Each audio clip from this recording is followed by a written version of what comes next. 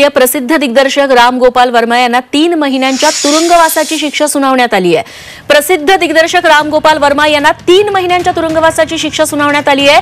7 वर्षांपूर्वीच्या एका प्रकरणात त्यांना न्यायालयाने ही शिक्षा सुनावल्याची माहिती मिळते। या सुनावणी दरम्यान राम गोपाल वर्मा हे कोर्टात हजर नव्हते। चेक बाउन्स प्रकरणी मुंबईतील एका न्यायालयानं बॉलिवूड चित्रपट दिग्दर्शक राम गोपाल वर्मा यांना 3 महिन्यांच्या तुरुंगवासाची शिक्षा सुनावली आहे। मनोज कुलकर्णी आमचे प्रतिनिधी याबद्दल आपल्याला अधिक माहिती देतील। मनोज, तुमच्याकडे काय अधिक तपशील? 7 वर्षापूर्वीचं हे प्रकरण आहे आणि त्यामध्ये त्यांना अंधेरी कोर्टाने वारंवार समन्स बजावले होते, परंतु ते त्या ठिकाणी हजर सुद्धा झाले नव्हते आणि त्याच्या अनुषंगाने अंधेरी न्यायालयाने त्यांना 3 महिन्याची शिक्षा सुनावलेली आहे।